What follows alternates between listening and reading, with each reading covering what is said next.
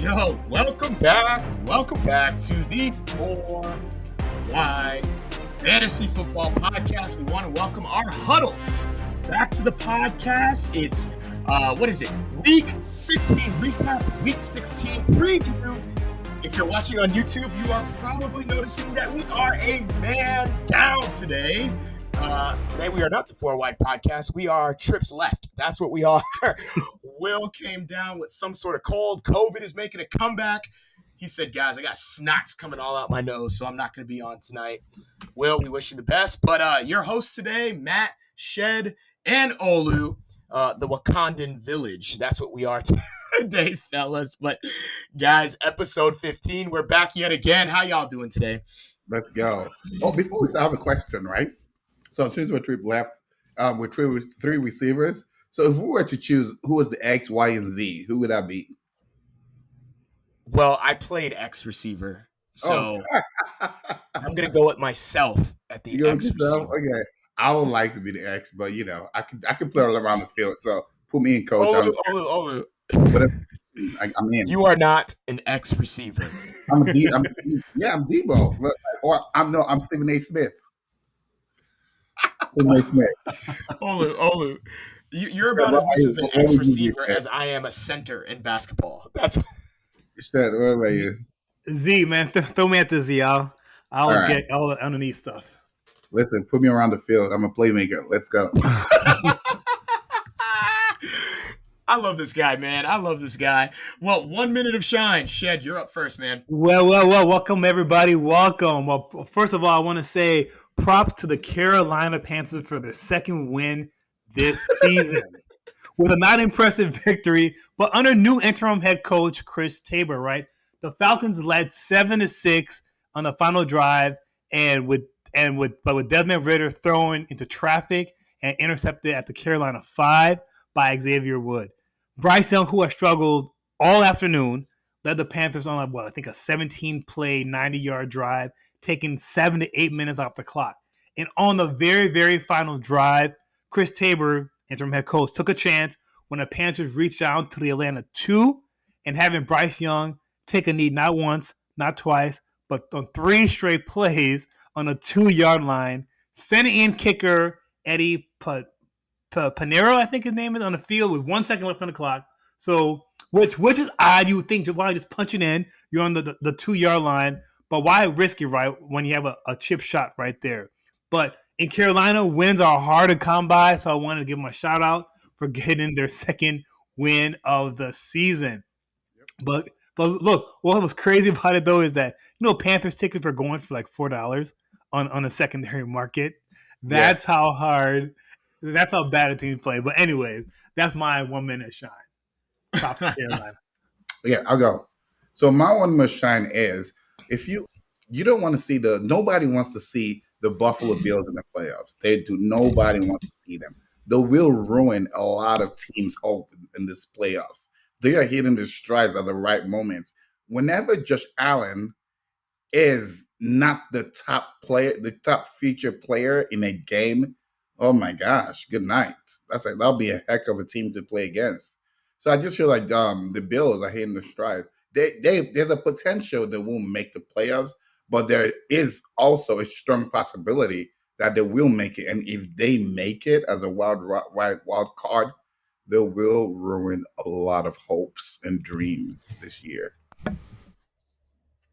Yeah. There's a lot I could say in my 1 minute of shine. What were you going to say, Shed? Talk about it. I was like, yes, the Bills I think they won 3 out of the last 4 games, but against the Cowboys, man, they did the same play over and over again, right? The Cowboys just have a run defense, and and Josh Allen typically throws an interception, and he didn't do that. That's not typical Josh Allen.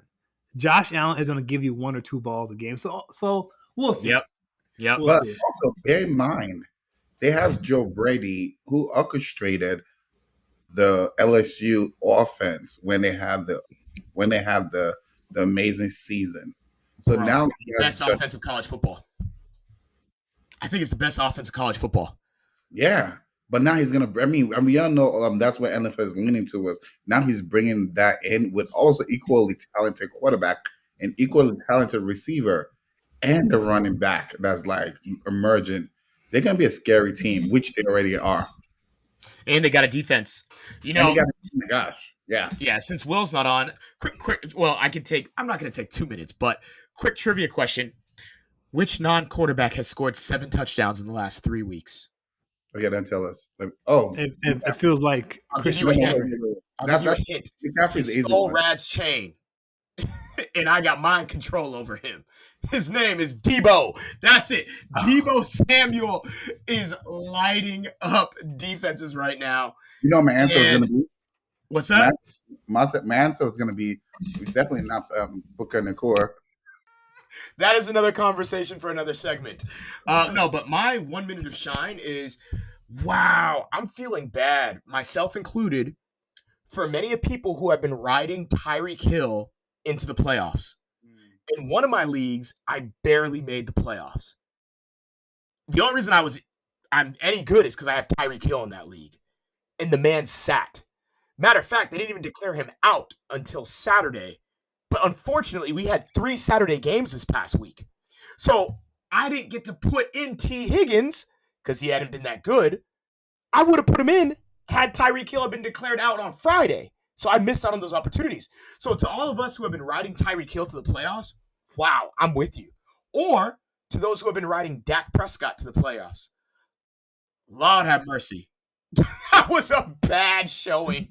So the first week of fantasy football playoffs are here, and there are many teams that were probably in the top of the league, if they didn't get a bye, are hurting right now. But that's my 1 minute of shine. We have a great episode today. Shed is actually going to do the injury roundup for us today. After that, we're going to talk about our biggest takeaways from Week 15, Week 16 player to note. And then what we're going to do is we're going to do another new segment today as we reflect on the season. The 4 Wide Fantasy Football podcasters, or the trips left today, we're going to reflect upon moves that we were most proud of or moves that we most regret from the season. And maybe you can relate to some of this. After that, we'll conclude with our single game mock. So one other thing that I'm going to say before we get into the injury roundup is, as a disclaimer, we probably won't be talking much about the Monday night game, the Eagles playing against the Seattle Seahawks, because we are actually recording tonight on a Monday. Usually we record on a Tuesday so we can include stuff that happened on Monday in the podcast, but because yours truly is starting Christmas vacation early, I'll be on the road driving from Boston to Atlanta, so I figured that's not a good time to be doing a podcast. So we're recording early on Monday, so we will not be able to include much of the juicy content. But with that, injury roundup. Shed, take us away, man. All right, so we have a couple of injury roundups here. You have, first, let's start out with Keaton Mitchell, ACL, which is going to be out for the entire year. Beneficiary of that is going to be Gus Edwards and probably Justice Hill. Tyreek Hill, like we talked about before, he has an ankle injury. Stay up to date with what's going on that. He did miss he may miss a game, but he's probably more so week to week. Just got to kind of watch that very carefully. Waddle seems to be benefiting from that, as he had a pretty good game this past week here. The next one is Michael Pittman. He has a concussion. He seemed like he's doing pretty well, but he is week to week. He sounds promising, but if he is out, I can see maybe Josh Downs benefiting from that as well. And then Will Levis as well too. Will Levis is one that is hurt. Depending on the MRI, if it's a high ankle sprain, it could be a season-ending injury. So just kind of stay engaged with that, and probably Tannehill maybe, or I don't know, Malik Willis possibly might even sneak in there as well. And also Jamar Chase. Jamar Chase, he will miss week 16, and he actually will maybe miss more time as well. So kind of keep your eye out for that. Hopefully T. Higgins is benefits from that, and maybe someone in the passing game as well too. So that's our injuries. Thoughts, guys, on that? Anything we missed? Sky Moore was just put on the injured reserve with the Chiefs. Okay, this is supposed to be significant impact players, okay? Sky Moore has done next to nothing. Actually, you know what? So since they have Sky Moore on the injured reserve, that makes room for Justin Ross, who can Justin be. Ross is suspended, bro. Yeah, No, Justin Ross. he's been reactivated. What? As of He was just suspended like last week. He's been reactivated, Justin Ross. Well, So there's a potential he could slide in. Just saying. he can slide into Sky Moore's role of getting 25% of the snaps and 1 target a game. wide receiver 4 on the Chiefs. No, but on the real though, hey, now that we're on the topic though, how about Rashee Rice? How about Rashee Rice? I did not see that coming. Can I say something? I said this before in the podcast. After the bye week, on the last third of the season, that's when you will see rookie receivers really start to take over and emerge. It happens. It happens almost every single year. And right now, we are seeing Rashee Rice. We are seeing Jordan Addison. If Tank Dell wasn't injured, we would see Tank Dell skyrocketing.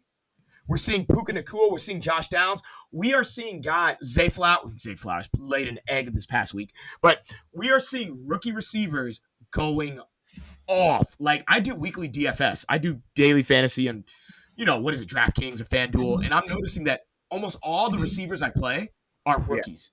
So They're rookies because they're cheaper, but they're balling right now. And Rashee Rice, Rashee Rice is Patrick Mahomes' most reliable target right now. Yeah. And I will say this. I think this is the most that we'll see rookie receivers going for 1,000 yards. Yes. Probably the most we've seen so far. Like they're all like in the 700. A lot, not all, but a lot of them within the 700 range, and there's still about 3 or 4 more games to go. So we can build multiple 1,000 yards rookie receivers. This is probably one of the best rookie receivers in a while, right? But what does it say about JSN and Quentin Johnson? They were the top 2, I believe, receivers taken, and then all the other rookie receivers were taken later. I mean, But Quentin Johnson, let's just be honest. So we've said it before, and I'll say it again. Quentin Johnson was not good. Yeah, but let's just recap for those who are new to the podcast. I don't think any of your hosts here on the 4 Wide were fans of Quentin Johnston. No. I think one of the things that people loved about him was his size. Yes. Because if you compare him to the other top wide receiver prospects, Jordan Addison, small. Zay Flowers, not as big. JSN has great size. But I think the thing that people liked about Quentin Johnston was, honestly, okay, he breaks out as a sophomore. He has a good junior year. Like, everything looked good. But if you watch him play, yes, he's big, but he does not play big. No, he doesn't high point the ball. He doesn't catch the ball with his hands. No offense to Quentin Johnson, but no offense to Quentin Johnson, but we're just being honest here. He does not play the game like an NFL receiver that will have a good career. And he has. And the thing about Quentin Johnson is the stage was set for him to have a great season. You couldn't ask for anything better. And I don't mean this in a bad way, but Mike Williams got injured, Josh Palmer got injured, Austin Eckler got injured. The stage was set, the carpet was rolled out, and he did not show up. Yeah. And you have a quarterback and an offense that loves to get people the ball. Right. In an offense that is determined to pass the ball with a new offensive coordinator. Quentin Johnson wasn't a fan from him from day one. That's my thing with that. JSN, I think JSN will be fine. I think it's just the offense he's in. My first question arose when Quentin Johnson was playing in the final of the college football against Georgia, and he was matched up with Rigo, and Rigo was pretty much the weakest links in that offense. But Rigo erased Quentin Johnson in that game, and I was like, "Whoa, Rigo is looking like a top cornerback." That's what I need. Okay, let's just be honest. So TCU shouldn't have been there though. TCU had no business in that game. They when you lose in the NCAA finals, what was it, 63-7? It was horrible. They did not deserve to be there playing against the illustrious University of Georgia, where I got my degree. I wish I had my diploma behind me, but I don't know where. Georgia wasn't there. If Ohio kicked them, Georgia got lucky. I thought we lost that game. And if Pedro Delgado, if you're listening to this, shout out to my boy Pedro. My family were on a vacation in Cape Cod with the Delgados, and we were up late watching that game. It was on New Year's Eve, And it was honestly, I think, like 5 minutes until a countdown. And we're all just sitting on the couch. Ohio State lines up for that field goal. And I was like, we're done. And, Pedro's really positive. He's like, bro, I don't know. Don't rule him out, bro. It's like Ohio State was setting up for a 40-yard field goal. And my man shanked it. I couldn't believe it. Did you tell him? Did you tell Pedro that I have sat up so many 5 minutes before midnight on New Year's Eve and watched UGA lose games for multiple times? It did happen against Bama once. It did happen. But It did. let's move on. Let's move on, guys. Biggest takeaway from Week 15. Biggest takeaway from Week 15. Shed, you're up first. All right, so my biggest takeaway is Stefon Diggs. I said this last week. I said, be cautious on starting Stefon Diggs. This is not a good week to start him. He has been playing well, and he didn't play well against Dallas. Diggs managed just 4 receptions for 48 yards. So a few things played a role in Diggs' performance, right? The Bills' offense game plan was around James Cook, and they ran him over and over again, running the same exact run plays like 18 to 20 times against Dallas, and they just could not stop it. This led to Josh Allen only having 7 completions and 4 of them going to Diggs. So the game plan was really seemed to be run the ball on Dallas and don't throw the ball. Hence, that's why Josh Allen didn't throw a pick, because he was more of a game manager. And the Bills played it right, making Josh Allen a game manager against Dallas, which limited Diggs and all the other receivers' upside. But Diggs, he hadn't been playing well all year long, and including last week, the 4 out of the last 5 games, he's had under 50 yards receiving. I don't know what's wrong. I don't know what's up with Diggs, but he's not the guy he was the first half of the year. Those teams, those fantasy owners that have Diggs on their team, they were skyrocketing the first 4 or 5 weeks. The last couple of weeks, they've been struggling because Diggs has not been performing well. So, like I said, last week, don't start Diggs, and I was right, and Diggs did not play well this past week. Mm-hmm. Yeah. It's so wild because I feel like Stefon Diggs makes an appearance in every podcast that we have for like the last month. And every single time we're like, don't touch Stefon Diggs, don't touch Stefon Diggs, don't touch him. And the Bills could score all the points, and Stefon Diggs will not get his. Yeah. It's wild, man. I think it's just Stefon. Oh man, I used to say this because he's been through a lot in his life. He's overcome a lot. He's overcome a lot in his life, and he stood up to different circumstances, challenges in his life, and he's overcome. His father died early at a young age. He stood up in his family. He raised his brothers. Like, he's done amazing, incredible things. Came into the league in the 6th round, rose up to be one top 3, top 5 quarterback receiver in this league. With that said, sometimes emotionally, it's he's just emotionally he how can I put it? The way he reacts out of pure emotions. It's And immature. that's I was trying not to use that word, but he acts immature. He's emotionally immature, and which is unfortunate because of just the kind of man he is. Like, what he's overcome. Like, he's overcome a lot that most people won't even go through. So I just feel like for him to have overcome so much and still act so immature, and that's potentially affecting his game and just making him look bad in the process. So I think that's all that stuff he needs to hopefully before the playoffs starts, just really clear his mind, pray, have a prayer, meditation, whatever, and really just come to a moment where it's Zen moment. You know what I'm saying? But anyway, sending prayers, healing prayers to the brother. Well, and the thing you have to realize too is that I think he might have one more year left of guaranteed contract. So I wouldn't be surprised if this is a contract ploy, a contract push, right? That he's kind of acting up, trying to get. I mean, he's a professional. He's going to play, right? But even within Minnesota, that last year or so, he kind of did a couple things to try to get paid, and then he ended up going to Buffalo, right? So I wouldn't be surprised that he's trying to get that one last payday because he's 30. You realize he's 30 years old, right? He'll be 30. I think he'll be 31 next year, but that's production goes down for wide receivers. It does go down. Yes. So I wouldn't be surprised if you're trying to get one last guaranteed deal, like guarantee maybe another 2 or 3 more years so he can ride off in the sunset. So that's not surprising at all. Real quick segue. So my boy Mike Evans is going to turn 30 or 31 and is coming to a contract year. Do you think he's going to get a big bag, Mike Evans, whether with the Bucks or someone else at the age of If 31? if he does, he'll get maybe like a 2-year contract with like one guaranteed or something like that, right? They're not Oh, gonna get I'm not signing that if I'm Mike Evans. they're not giving him just because of age, they're not giving him 3 or more years. I don't think so. Mike Even Evans. even for like a wide receiver needy team, right? So if you think about a wide receiver like I think like maybe like a Chicago or like a team with a young quarterback that can use a talented wide receiver to kind of help bolster If their I'm stats. if I'm Carolina. if I'm the Chiefs, I'm giving Mike Evans the bag to come here.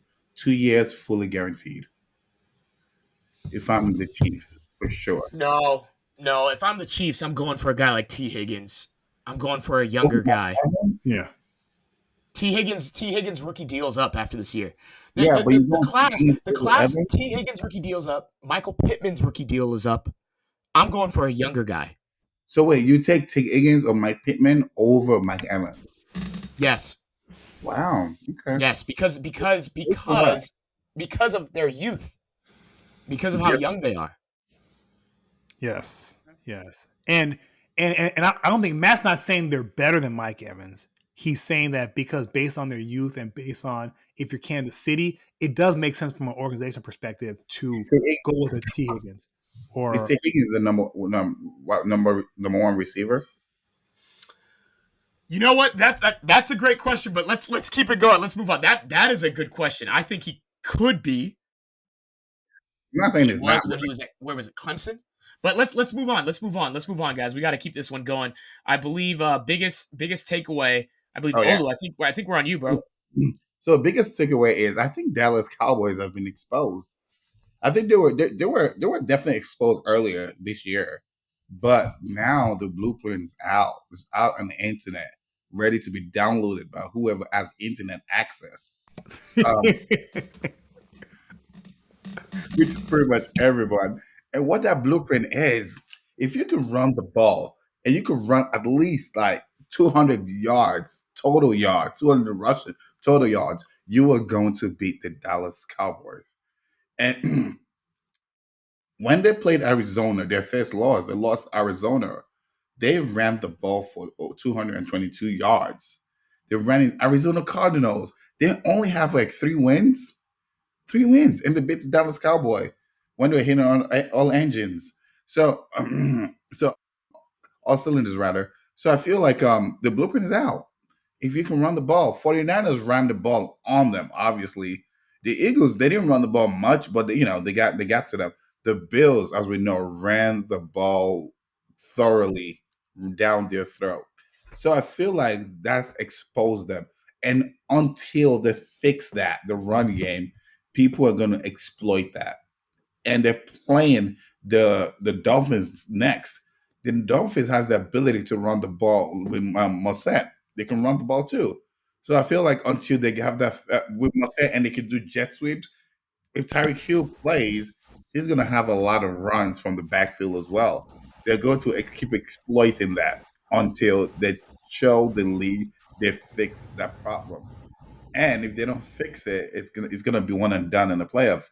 So they've been exposed, So and are you going as far as to say play all Dolphins players against Dallas? no, not all. Obviously, I probably I'll probably slow down on playing Waddle. I'll probably slow down playing Waddle because the past defense of the Cowboys is real. So yeah, slow down on. Actually, I'll probably go as far as say don't play Waddle. Definitely play Mossad, number 31. Play him for sure. HN, again, I don't know what the usage will look like, but those backs you want to play. And yeah, the Cowboys been exposed. That's the biggest takeaway. Yeah. yeah. It's so odd though. I don't want to. I'm not just going to jump on and say the Cowboys are figured out because Dak is still an MVP candidate. CeeDee Lamb is top 2 receiver in the league right now. Right now, currently. And they still have an exceptional defense. So it's tough to rule them out. I want to rule them out because I'm a Giants fan and I cannot stand the Cowboys. But yeah, what happened against the Bills was they looked cold. They looked cold. But Shed, did you want to weigh on that before I go with my biggest takeaway? Shit. Yeah, I would say. Uh-oh, did my audio go out? No, you're good. I think Chad, you're good. I can Yeah. hear you. Okay. Okay. Yeah, Shed, I'm there good. you go. I'm good. Sorry.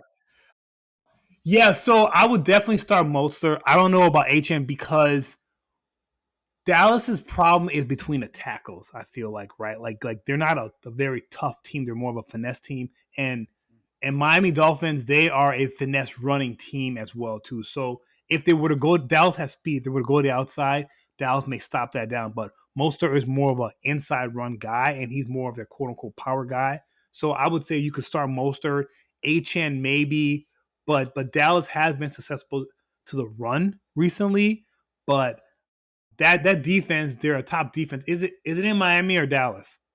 That's gonna make a difference. That's a good point too. Like, where Yeah. is it? So On the road or is it at home?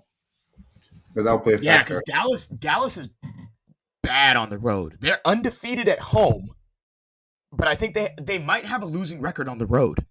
they're 3-4 in the road. Right. Oh, it's on the road.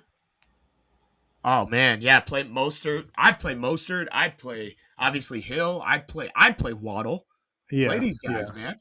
Because here's the thing about why to play these guys. Because even if Dallas gets up, the game script favors the passing game for Miami. Garbage time, garbage points. Go I, for it. Hey, I'll be afraid of the passing game against Dallas. They have two amazing cornerbacks. Like, who do you want to go? I mean, so for example, the best way to cover Tyreek Hill is put two men on him and then you have Gilmore on Waddle. That's not Did a you good. just say the best way to cover Tyreek Hill? I know. There is no way to cover Tyreek right, Hill. right. They're the best, meaning the best of the worst. The best way to cover Tyreek Hill is to pray. Is to pray No. that the man doesn't Actually, play. That is, the best way to cover Tyreek Hill is to make sure Torrey does not get him the ball. it doesn't matter. He's getting the ball. He's getting the ball. Somehow, I know 3 S line turns into 90-yard run. Okay, so with that said, I was gonna say, yes, they have a good passing offense, the Cowboys, and they have CeeDee Lamb, who's shown himself to be a top receiver. But for this past week, do you know how many total yards they had this past week? Not They many. they had 195 total yards, 106 passing yards, and 89 rushing. And also, this is against a defense. Granted, the Bills defense played phenomenally. However, they're missing multiple of their top defensive players. They're missing the top safety. They're missing two cornerbacks. They're missing their top linebacker. They're missing two of them. So and then you have Von Miller who's still injured. So basically, they're playing on defense handicap, but they still were able to shut that offense down. I don't know how they were able to do that. I'm not sure if other teams can replicate that. But what I do know other teams can absolutely replicate is running the ball on the Dallas defense. Yeah, but we do have, it's great stuff. We got to move on though. And my biggest takeaway, and again, one of the things I've said on this podcast over and over again is nobody likes the "I told you so" guy. But what I want to say is, I love asking you guys trivia questions because we love football. And do you know what the rookie receiving record is for yardage for tight ends? And don't tell me it's probably Gronk, probably 1,000 and change. I'm No, sure. no, it's not Gronk.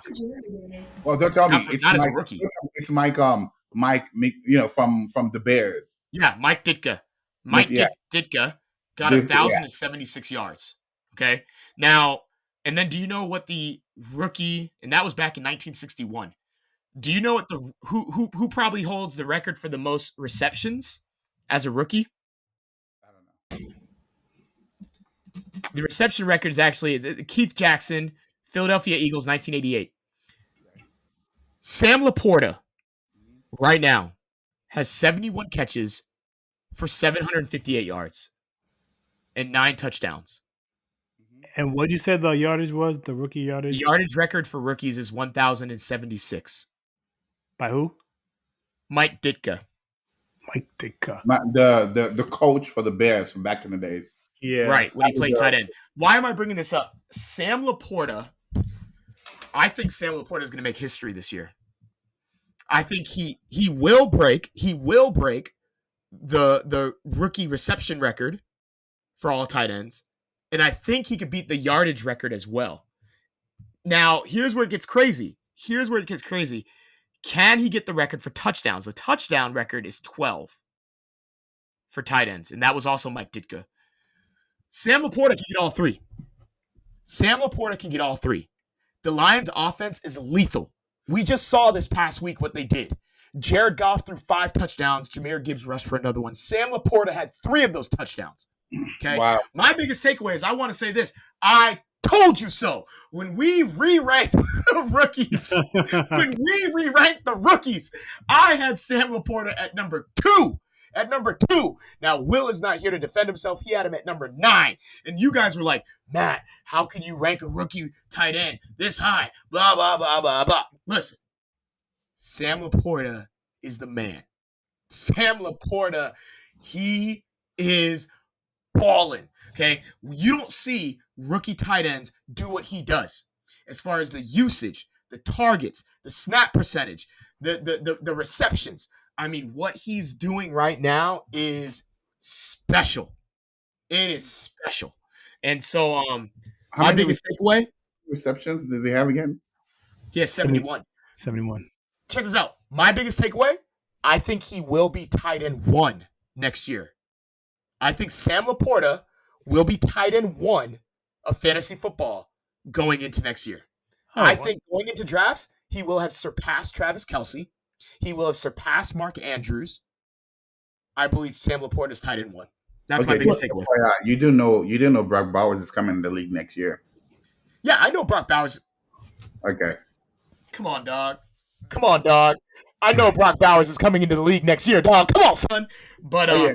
So what I have to say about that is Brock Bowers not coming in as tight end. Sorry, I don't know. Did I cut you off? No. He won't be tight end 1 next year. My bad. Did I cut you off? Go ahead. Sorry. No, I'm saying I don't think Brock Bowers will be tight end 1 next year. No, you don't see. Here's the thing. No, not tight end 1. I think tight ends typically don't break out until year 3. Right. That's typically the trend. It takes about 3 years. Sam LaPorta's a rookie.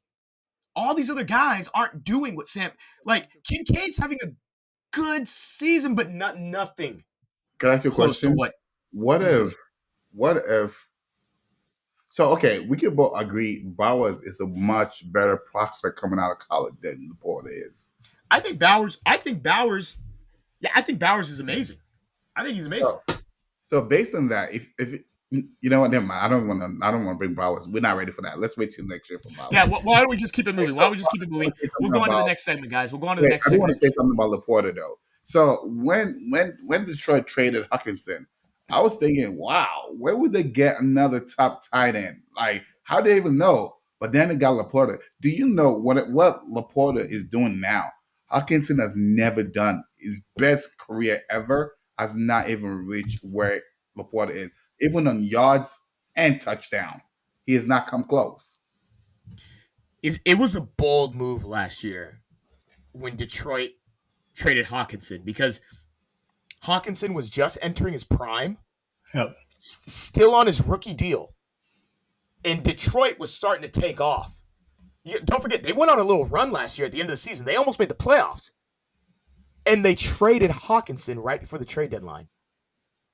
That was a bold move. That was a very bold move. But anyways, let's keep it moving. Week 16, player to note. This is very important because if you're in a 12-man league, you're going into the second week of the playoffs. Hopefully you're still in. If you're in a 10-man league, maybe there's 4 teams in the playoffs. I'm in one of those leagues.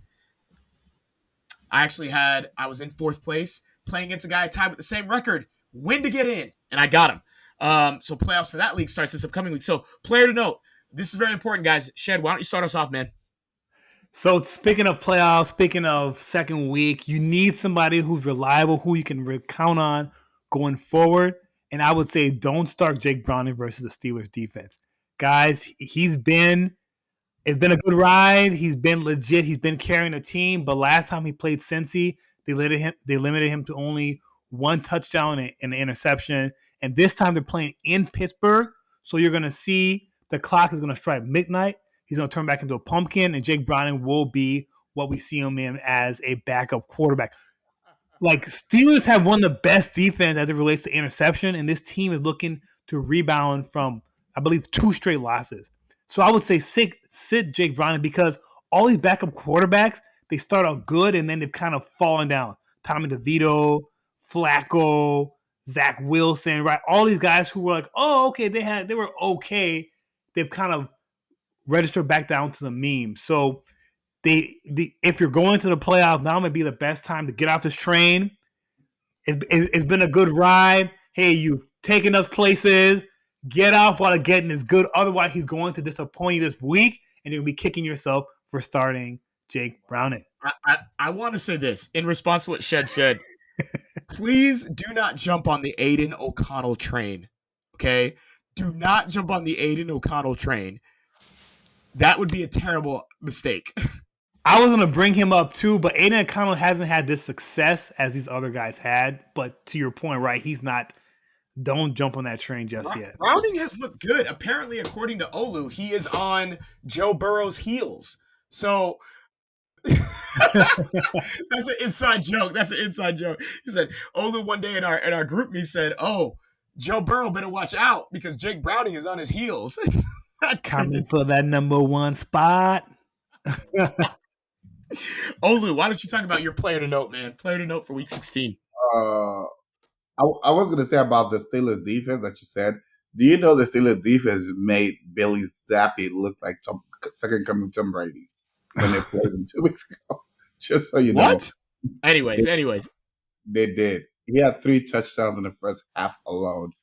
All right. That is right. He did. Hunter Henry went off. Yeah. Yep. So let's go for it, Olu. My player of note, I would say Lamar. I don't know how. I don't know where. I don't know what.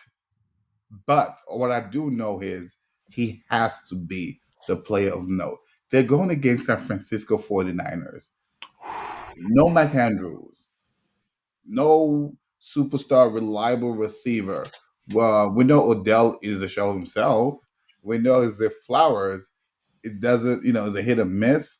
We know Mitchell just got injured. So there's a lot of, a lot of unknowns for this team right now. However, I do feel like Lamar, like they cannot lose this game in order to keep that number 1 spot.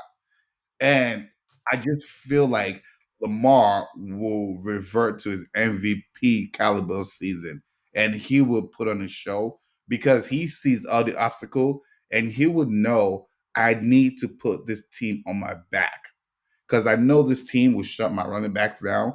I know they would try to beat up my receivers, but we must win this game. And I think he will revert back to MVP season Lamar. Lamar is a player of note. It's I agree with you because I think in a lot of ways, Lamar has gone under the radar as an MVP candidate. People are talking about Dak. People are talking about Purdy. People are talking about Tyreek Hill, who I think should be MVP. But Lamar Jackson has been winning like week in and week out. He's been winning despite losing his best receiving option. And now he lost his most talented running back in Keaton Mitchell. And then what happens when he loses his running back? He rushes for almost 100 yards. He hadn't done that since week 3. Lamar Jackson is a baller. Simply put, Lamar Jackson is a baller. Kind of like LeBron James. He's going to find a way to win a game. I agree with you, man. I think Lamar Jackson is going to make something happen. Now, the challenge is he's playing against San Francisco this upcoming week. That's the challenge. That's the defense. He has to rise up. He has to. He has to. But yeah, and you know what? Also talking about tight ends that are kind of coming to their own. Isaiah Likely. Yep. That dude is good, man. Yeah. That kid is good. Do you think he might likely be the number one receiver? No, I'm kidding. Womp. Womp. No, he's getting comfortable in that offense. That's for sure. Isaiah Likely is getting comfortable. But like, here's the thing though. I think I'm in a league. I'm in a dynasty league where I have Lamar as a quarterback. I am absolutely playing him against San Francisco. Absolutely. He's a baller. He's an X factor. Look, there are game managers and then there are game changers. Lamar Jackson is a game changer. And in fantasy football, quarterbacks with rushing upside will always be superior. And Lamar Jackson is that. And I think he's going to run. I think he's going to run this week. But let's move on. My biggest, or my player to note, actually, so what we do is we always send out a script, an episode with notes to each other so we all know who we're going to talk about. And I'll be honest and confess, I didn't have anybody here, but there was somebody I liked. Will actually has notes on him, but Will ain't here. So I'm going to talk about my man, James Cook, from the illustrious University of Georgia. James Cook just won me a fantasy football matchup this past week. When he got me 40 points in fantasy football because the man ran for like 140 yards this past week. But here's what's so great that, well, I don't want to say great. Since Ken Dorsey got fired, Joe Brady has took over play calling duties. And I mean, he has just fed James Cook the ball. I mean, the amount of carries he's been getting over the last month has skyrocketed. His efficiency has gone up. And his usage in the passing game. James Cook right now, he could finish the season as one of the top backs right after Christian McCaffrey. He very well could. Some of the other guys a month and a half ago, who were doing really well in the middle of the season, guys like Travis Etienne, guys like Derrick Henry was doing pretty well about a month ago. These guys have dropped off tremendously. And right now, the running back landscape, you got CMC, and then right after it, I would advocate for James Cook. The man is balling, and we just talked about what Buffalo's offense is doing. And this week, guess who he plays against? He plays against the team that's already forfeited their season, is waving the white flag. Yes, the LA Chargers, a team that is neck and neck with the Carolina Panthers for the worst team in the league at the moment. Oh my goodness. The LA Chargers are so bad that they didn't play Keenan Allen. They probably could have, but they're like, what's the point? We're not going anywhere. And the Chargers just gave up over 60 points to the Raiders. The Raiders, a team with an interim head coach and a backup quarterback. So if the Buffalo Bills get ahead, the game script is gonna favor who? James Cook in the running game. Mm-hmm. James Cook is my player to note. Get him in every lineup you can, but under no means should you sit James Cook this upcoming week. I'm going with James Cook. That's my player to note.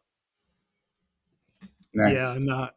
I mean, he's been balling the last couple of weeks, especially within his yardage comes mainly on the passing side of things, right? I mean, that's where he kind of really eats it up at. He got about 40, 45 points this previous week, and then last week he got 30 points. So he's on the roll. He's balling. He's moving here. Playing the Chargers, they're going to be out of it. I didn't know they were as bad as the Panthers, you said? Oh, my goodness. That's horrible. Well, they're bad right now, man. The Chargers are bad. They got no coach. They got no coach. They got no quarterback. They have a running back that's a shell of himself. They might not have Keenan Allen. They don't have Mike Williams. Quentin Johnston's a bust. They don't have anything on offense. I don't even think Joey Bosa played on defense this past week. They have nothing. Don't sleep on Josh Palmer. Okay, I'm going to sleep on Josh Palmer when Easton Stick is playing quarterback. I'm going to get some good old sleep on that guy. All right, so what we're going to do next, segment 4, we're going to do something interesting. As we look back at the season, we're going to reflect on some of our leagues, and we're going to talk about moves we were most proud of and or moves that we regret and kind of give reason as to why we made certain decisions. Maybe you can identify with us. Fantasy football is one of those things that, like, we love it, but we also hate it at the same time. We get excited over it, and then we regret doing it. It's like we are fantasizing about a game that other people play and trying to put our teams together, and then when it doesn't work, we get all upset. Sundays are very frustrating days for fantasy footballers. And so what we're going to do is we're going to reflect upon moves that we've made that we're proud of and moves that we've made that we regret. I'll go first. So in one league I'm in, I had the third overall pick. The third overall pick, guys. The first player off the board in that league was Justin Jefferson. After that was Christian McCaffrey. So the stage was set. The stage was set for me. Now take yourself back to late August. The stage was set for me to take Jamar Chase. The stage was set for me to take Tyreek Hill. I took Austin Eckler. And I took Austin Eckler because the Chargers had just hired Kellen Moore. And I was optimistic that this man's usage would go up even more. I was looking forward to seeing him get more goal line touches. And even he's still just as involved in the passing game. And then the second round came around. Boy, did I feel proud about drafting Garrett Wilson because he just got a good quarterback in Aaron Rodgers. Oh, I was feeling great about this draft. I got Eckler. I got Wilson. Third round, I took Jalen Hurts. Proud of that move. Then the fourth round came, and I took Ramondre Stevenson, another incredible PPR running back. Boy, I was on top of the world. Fifth round, I said, let me get the Giants' number one pass catcher, Darren Waller. Man, boy, do I regret first round, fourth round, fifth round. But I made up for it because with my next couple picks, I took Michael Pittman, I took Mike Evans, and then what I did in that league is, boy, did I hustle that waiver wire. I picked up Sam LaPorta, I picked up Nico Collins, and man, I'm in the playoffs in that league. I regret taking Austin Eckler. I should have looked into more of the age and everything and just should have known that something was going to happen. But I'm proud of the moves I made, though, in drafting Michael Pittman, who I was high on, jumping on Sam LaPorta right away. In another league, I took Puka Nacua, grabbed him, like, I think before week 1 off of waivers because I was very optimistic for what he was going to do. But yeah, that's kind of something that I made. I'll probably talk a little bit more, but what do you guys have? Anything? So for me, my redraft league. So the first round in my league, the first person picked Derrick Henry. I was like, whoa, okay.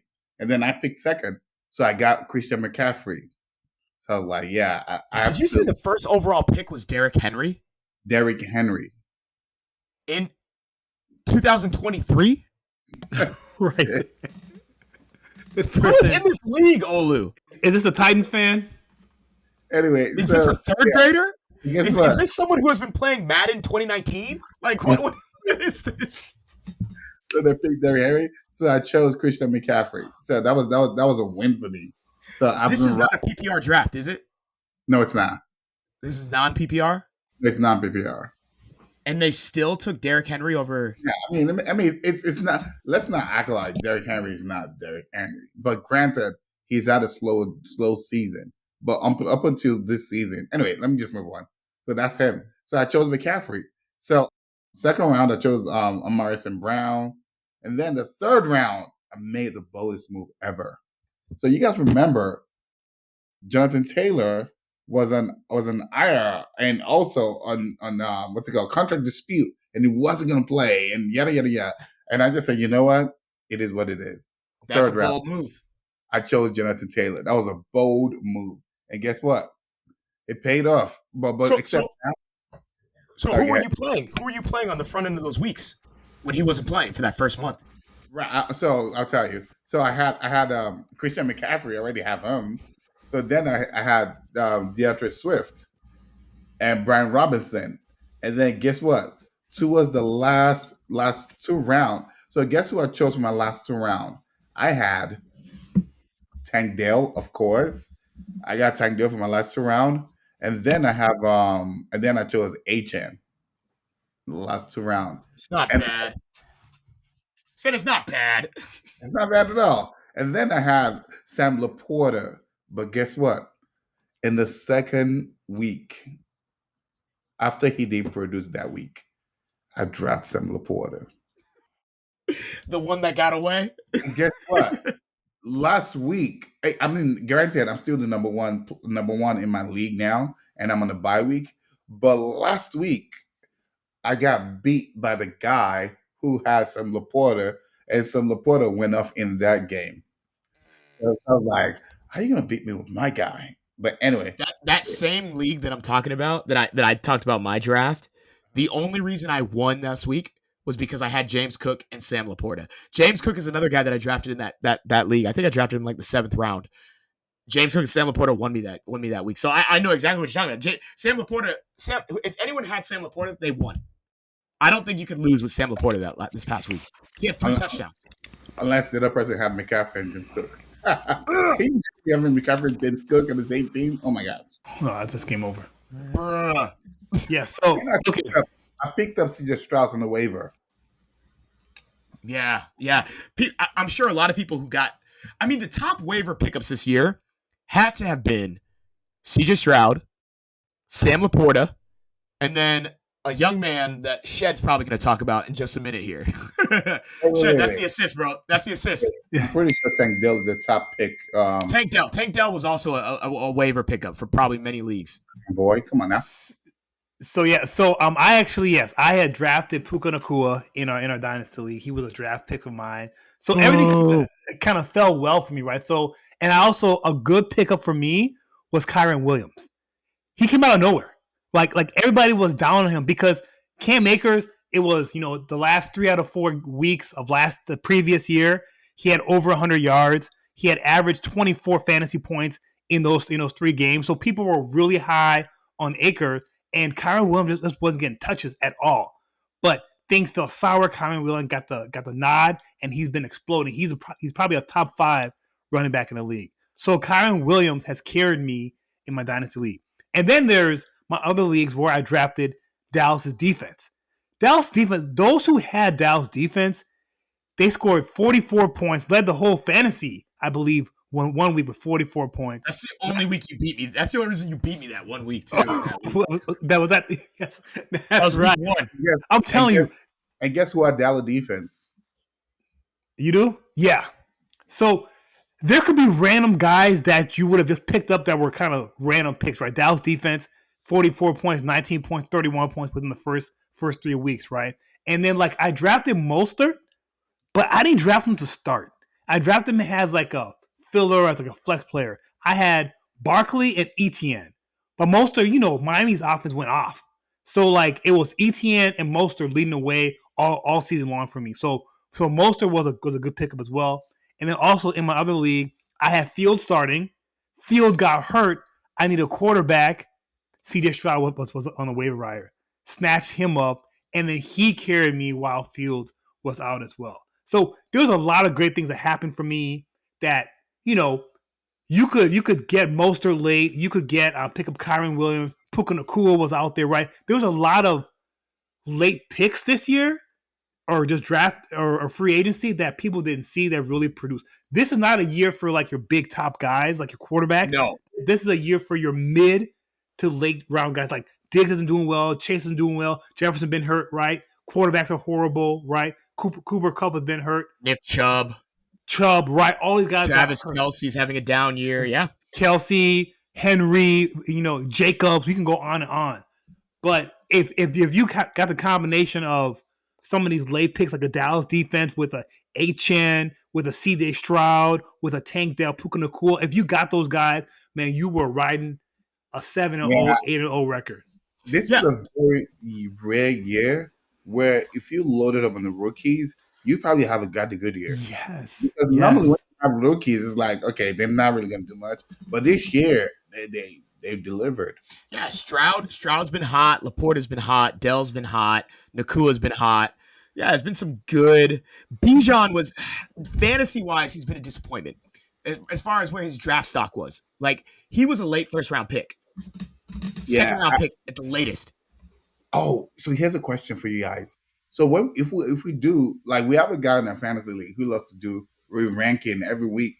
Do you think we could possibly put Bijan into number 2? Well, it depends. If it's redraft, no, not if you're just counting about this past season. What you're talking about is dynasty, though. Okay, dynasty. Okay, let's just say this season alone. No, Bijan Robinson has not had a good enough season to be the number Yeah, 2 rookie. yeah. He's actually probably not even top 10, to be honest. Maybe top 10. No. Okay, top 10. But not top 5. He's not top 5. Top 5 rookie? Or no. Because you got Hmm. Stroud, you got LaPorta, you got Dell, but Dell didn't. He's not going to finish the year. But Rashee Rice is ascending. But still, he's still in top 5, even though he hasn't finished the year, because his numbers is still top 5 in the rookies. Yeah, but by the end of the season, it won't be. it won't be let's right. see. Not the way that Jahmyr Gibbs is playing, not the way Rashee Rice is playing, not the way Addison is probably going to take a step forward. I mean, but I think this year the draft was one in the mid rounds. I think the draft was one in the mid rounds because so many guys who were top 1, top 2 picks, like we were just talking about, Jefferson did not meet up to his draft stock. Chase did not. Nick Chubb, obviously, it's too bad. Eckler, no. Like, so many guys. Patrick Mahomes, a lot of people drafted him first quarterback overall. He hasn't lived up to that. No. Mm-mm. Kelsey has not lived up to that. So many players have not even Cooper Kupp. Cooper Kupp's missed time. And so the mid-round guys, and when I say mid-round, I mean like rounds 4 to maybe 8. That's where people were taking Mike Evans. You see what I'm saying? That's where people were taking guys like that. And in the league that I'm in, one of the leagues, actually, I'm in the playoffs in all my leagues, but one of the leagues that I'm in, and that's the league I featured here, I'm winning that league because of the mid-round picks. Mike Evans, Michael Pittman, James Cook, all those guys were mid-round guys. And they're doing great. Here's a question I want to ask before we get on to that next segment. And this is, it doesn't really have to do with this. How much of fantasy football is skill versus luck, do you guys think? Skill versus luck. It's definitely, I feel like it's 40% skill, 60% luck. 60? Yeah. You think it's more luck than skill? Yeah, I think the skill comes in. For example, if you have, as for example, the skill comes in, and all right, say you are, I don't know, you're playing a defense, right? If you have I have Dallas defense, and if they're playing 49ers, I'm gonna sit that defense, and then I'll pick up for Seattle defense if they're playing the Chargers.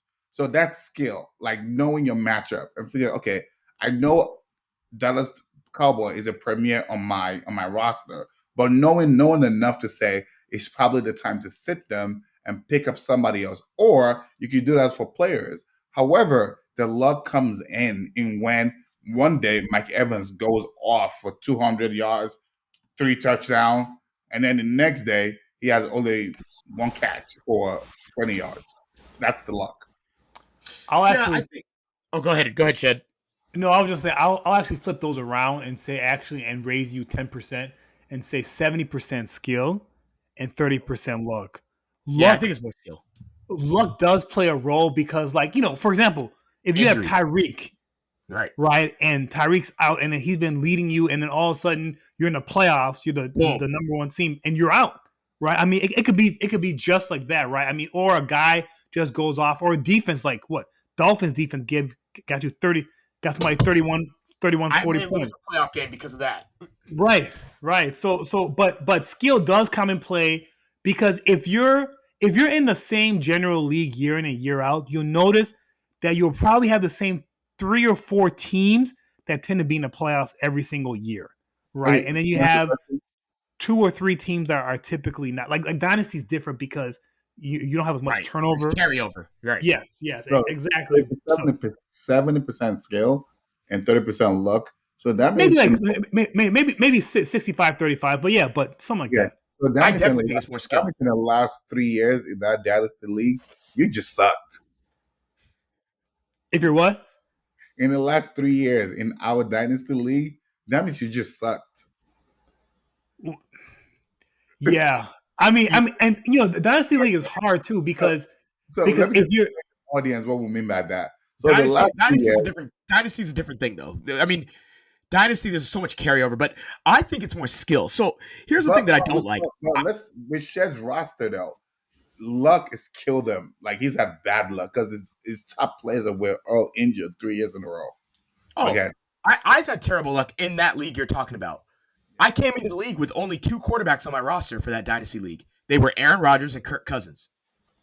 My top running back was Nick Chubb. I had terrible luck, but I'm in the playoffs. But that's because of other players I have on that roster. But I think it's more skill, to be honest. And here's my thing. I don't play in free leagues.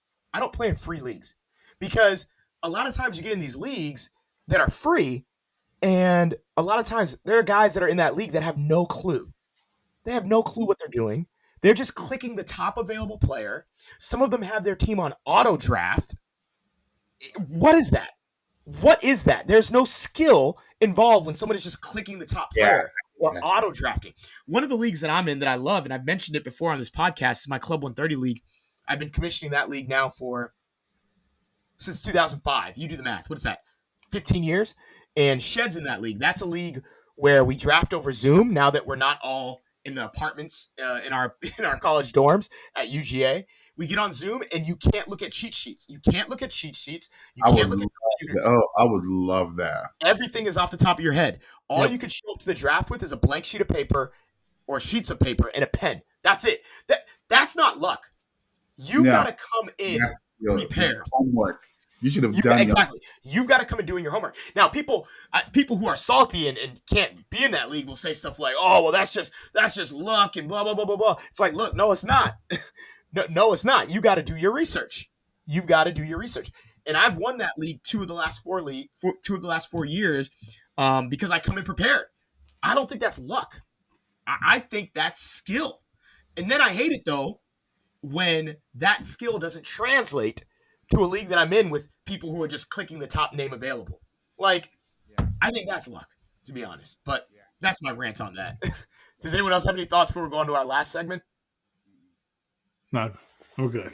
Let's go on to the last segment. What we're going to do now, our last segment, one of our favorites, is the single game mock. What we do is we take the Thursday night game and we do our own mock draft for the Thursday night game. 2 rounds. All we draft is running backs, wide receivers, and tight ends. No quarterbacks, no kickers, no defenses. We've been doing this since week 2, and right now, the king of Zamunda, Olu, is in first place with 381 points. Shed is in second with 360. I'm in third with 356. Now, if you've been following us for the last 2 months, you know there was a time when I was way in last place.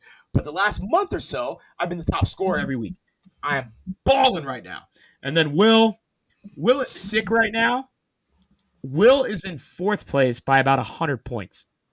And I don't mean 100 points behind the guy in first. I mean 100 points behind the guy in third.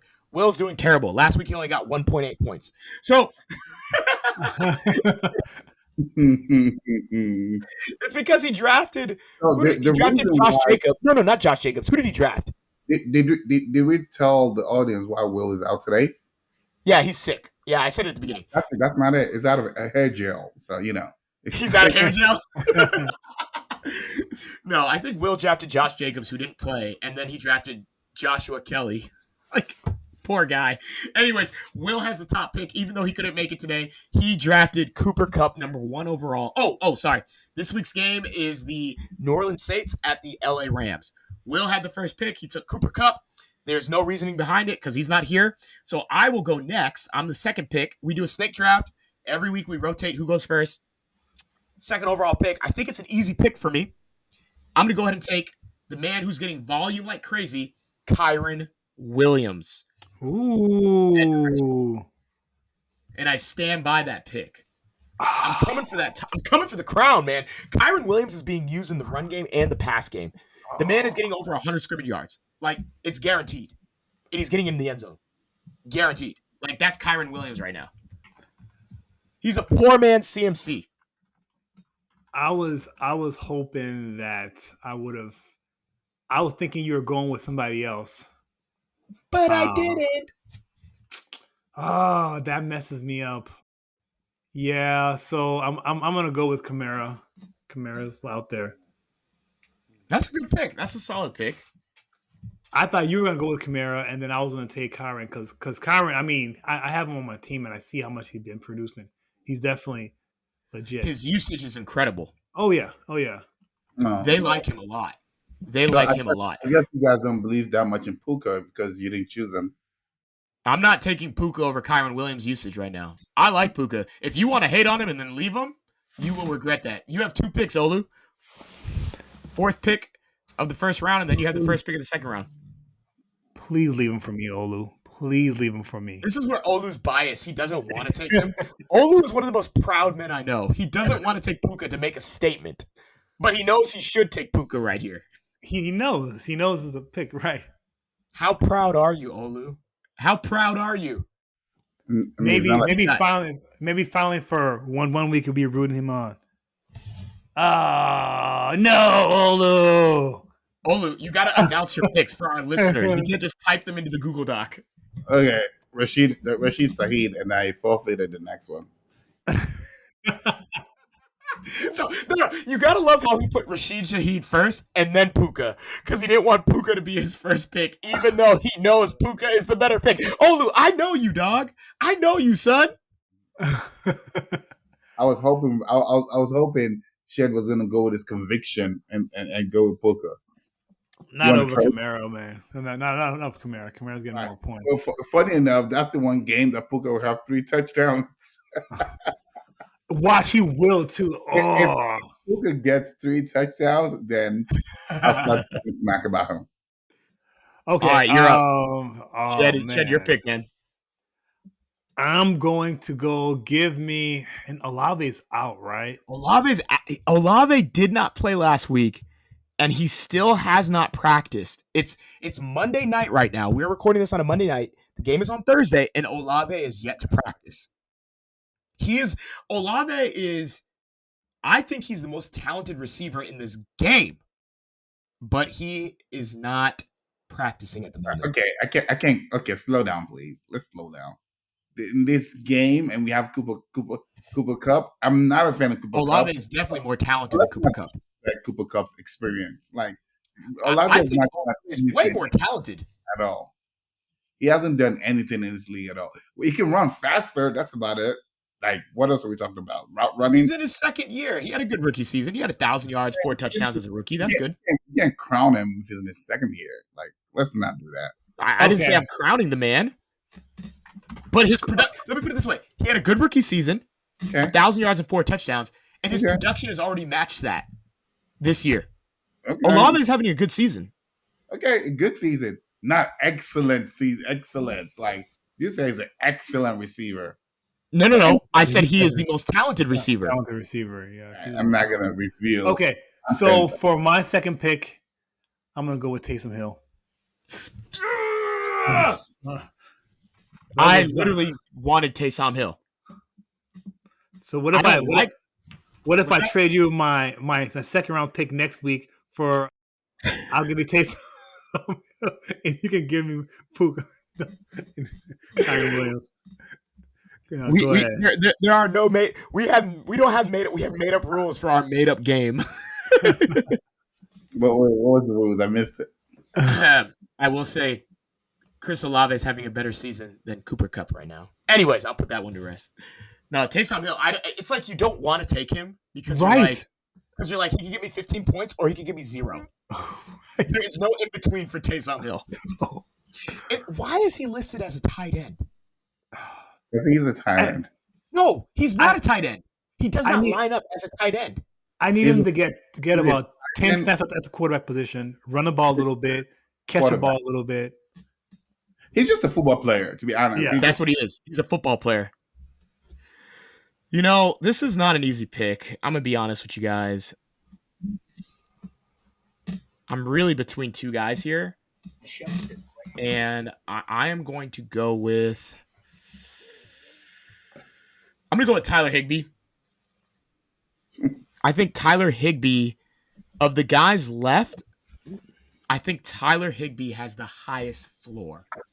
And when you're drafting late like this, I think you've got to go for floor and not for a boom or bust guy. So I'm going to go with Tyler Higbee as the 3rd pick of the second round. And then Will, who is last, he pre-sent us a list of guys that he wanted in priority. He said, with the last pick, I want Rashid Shaheed, who's not there, because Olu made him a first-round pick. Then he said Taysom Hill, who is not available. Then after that, he said Demarcus Robinson. That's who he wants. So we're going to go ahead and honor Will by giving Demarcus Robinson. And Will, I know you're not here to defend yourself. That is why you're in last. Come on, bro. Come on, bro. No. All respect to Will. Will, I mean, it's like, what do you do with the last pick? What do you really do with the last pick? Shoot for the moon. Actually, Juwan Johnson, because all the receivers are really hurt, and he's a tight end he's a receiver who's really a tight end. And last week he was their top receiver. Whoa, no, you're right. He played wide receiver in college. Okay, hold on a second. I take back what I said. Demarcus Robinson has had a touchdown in the last 3 games. Demarcus Robinson had 10 targets 2 weeks ago. Oh. He played, get this, Demarcus Robinson played 95% of snaps last week. And the week before that, 86% of snaps. He's quietly.